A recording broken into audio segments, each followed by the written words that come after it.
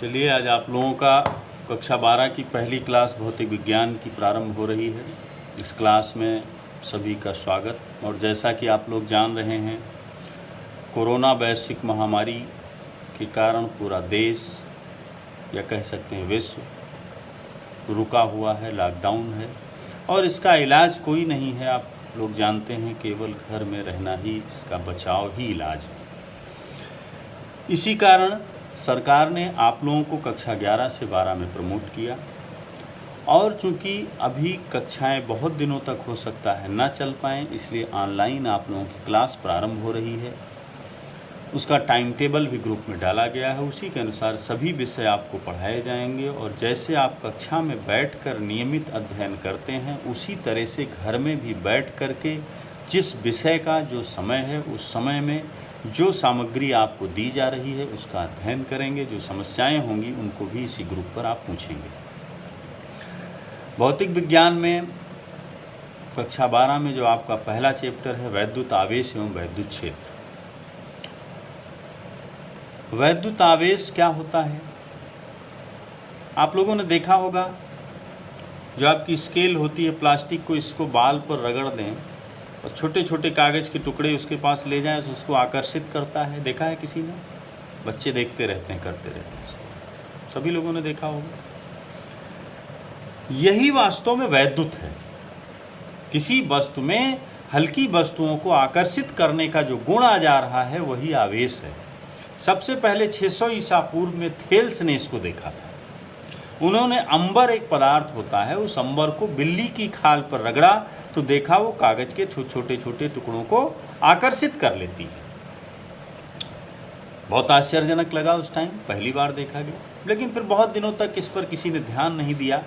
धीरे धीरे आगे प्रयोग होते गए तो ये देखा गया कि केवल अंबर में ही नहीं, वास्तव में अंबर को अंग्रेजी में इलेक्ट्रॉन कहते हैं, उसी से इलेक्ट्रिसिटी शब्द की उत्पत्ति ही हुई है। बाद में जब परमाणु संरचना पता चल गई तब इसका कारण पता चला। अच्छा, आवेश में देखिए एक और आश्चर्यजनक बात, कांच की छड़ को जैसे रेशम के कपड़े पर रगड़ा जाए, उसमें भी छोटे छोटे कागज के टुकड़ों को आकर्षित करने का गुण आ जाता है, और अंबर को बिल्ली की खाल पर रगड़ा जाए उसमें भी गुण आ जाता है। लेकिन इन दो छड़ों को अगर पास ले आए तो एक दूसरे को आकर्षित करते हैं।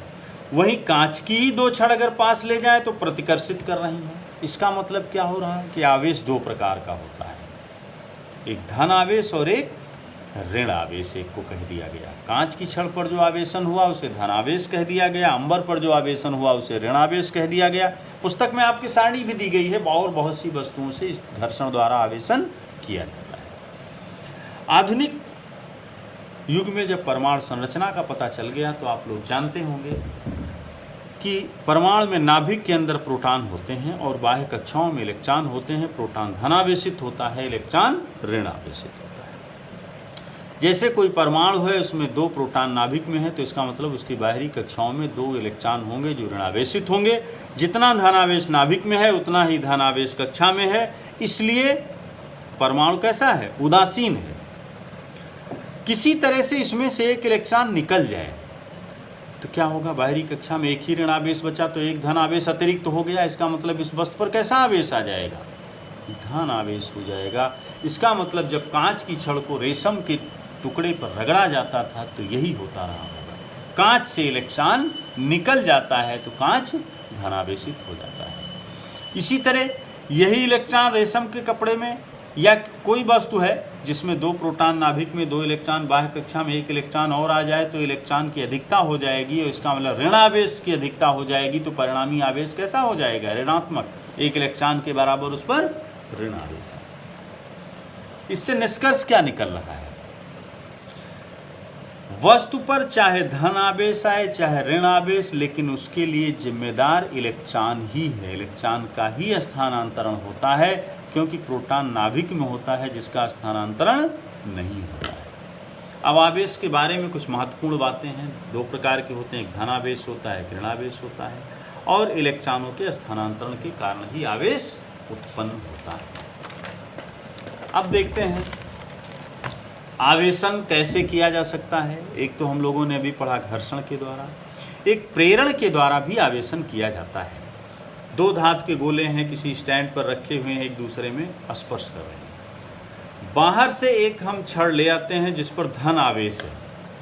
इस धन आवेशित छड़ को इसके पास ले जाएं तो अभी आप लोगों को बताया कि विपरीत आवेशों में आकर्षण होता है, तो इन दोनों गोलों के जो ऋण आवेशित इलेक्ट्रॉन हैं इधर आ जाएंगे और यहाँ पर धन आवेश हो जाएगा। इसको हटा लें, पुनः ऋण आवेश अपने स्थान पर चला जाएगा, गोले उदासीन हो जाएंगे। लेकिन इसी बीच में इन दोनों गोलों को दूर दूर कर दिया जाए और अब छड़ को हटा लिया जाए तो क्या होगा? ये गोला ऋण आवेशित हो गया, धन आवेशित हो गया। इसको कहते हैं प्रेरण द्वारा आवेशन। प्रेरण का मतलब स्पर्श न कराया जाए, केवल दूर से उसके प्रभाव से ही आवेशन हो जाए। तीसरा तरीका होता है स्पर्श द्वारा आवेशन। एक आवेशित छड़ को दूसरे वस्तु से स्पर्श कराया जाए तो आवेश समान रूप से दोनों में वितरित हो जाता है। इस छड़ को हटा लें तब भी इसमें धन आवेश रह जाएगा, तो ये भी आवेशन का तरीका होता है। आवेश के कुछ विशिष्ट गुण होते हैं। एक तो आवेश की योज्य प्रवृत्ति होती है, यानी किसी वस्तु का जो कुल आवेश होगा वो उसमें आवेशों के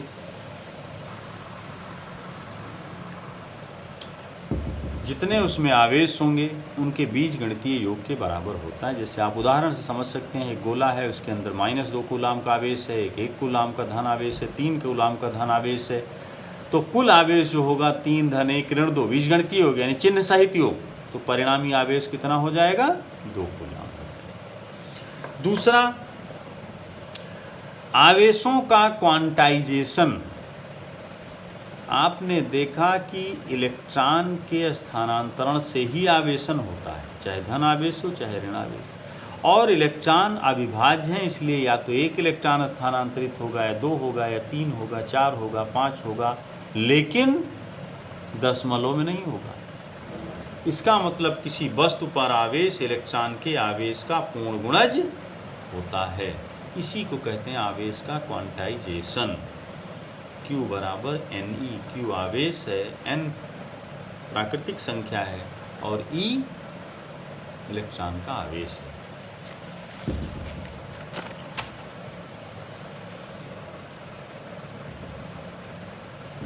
इलेक्ट्रॉन का आवेश होता है 1.6 × 10⁻⁻19 कूलाम। Q बराबर Ne है। इस पर अंकित प्रश्न आपको मिलेंगे। कोई आवेश दिया होगा और पूछा जाएगा आवेश संभव है कि नहीं, तो आप इसी सूत्र का प्रयोग करेंगे। N बराबर Q/E।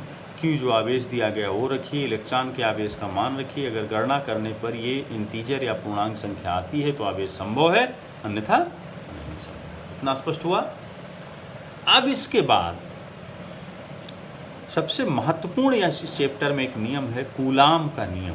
इतना महत्वपूर्ण है कि इन्हीं के नाम पर आवेश का मात्रक रखा गया है SI पद्धति में। इस नियम अभी तक हम लोगों ने ये तो जान लिया कि समान आवेशों में प्रतिकर्षण होता है और विपरीत आवेशों में आकर्षण, लेकिन कितना बल उत्पन्न होता है इसके लिए कोई तरीका नहीं पता था। वही कूलाम ने बताया। किन्हीं दो बिंदु आवेशों के बीच लगने वाला आकर्षण या प्रतिकर्षण बल का परिमाण दोनों आवेशों के गुणनफल के अनुक्रमानुपाती व आवेशों के बीच की दूरी के वर्ग के व्युत्क्रमानुपाती होता है तथा इसकी दिशा दोनों आवेशों को जोड़ने वाली रेखा के अनुदिश होती है। जैसे दो बिंदु आवेश हैं Q1 और Q2, इनके बीच की दूरी R है। दिशा कैसे पता चलेगी? अगर समान आवेश है यानी दोनों धनात्मक हैं या दोनों ऋणात्मक, तो प्रतिकर्षण होगा, जोड़ने वाली रेखा उसी के अनुदिश बाहर की तरफ हो जाएगा। अगर विपरीत है तो अंदर की तरफ हो जाएगा। परिमाण के लिए क्या बताया कूलाम ने कि जो बल होगा वो दोनों आवेशों के गुणनफल के अनुक्रमानुपाती और दूरी के वर्ग के व्युत्क्रमानुपाती होता है।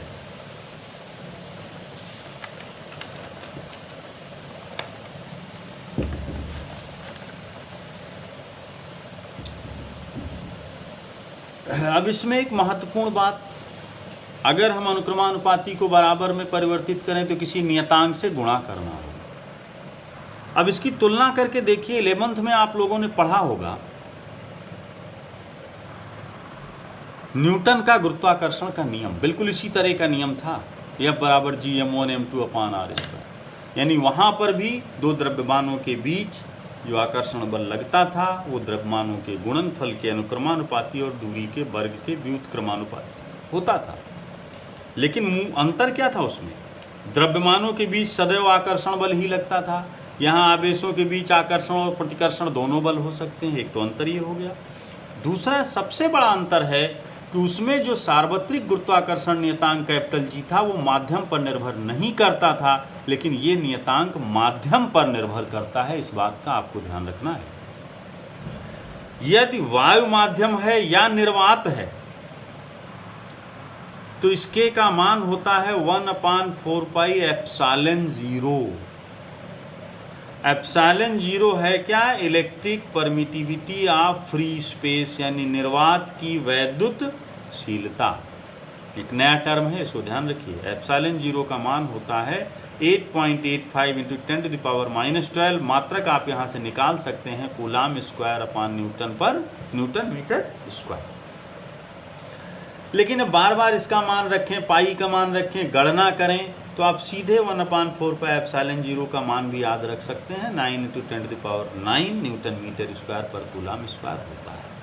ये तो तब है लेकिन जब दोनों आवेशों के मध्य माध्यम या तो नहीं है कोई माध्यम, अर्थात निर्वात है, या वायु है। यदि कोई अन्य माध्यम है तो इस नियतांक का मान होता है 1/4 पाई एप्सिलॉन 0। एप्सिलॉन 0 जब था जब निर्वात था, और एप्सिलॉन कब रहेगा? जब कोई दूसरा माध्यम होगा। अब इसका मान कैसे निकालें? तो इसके लिए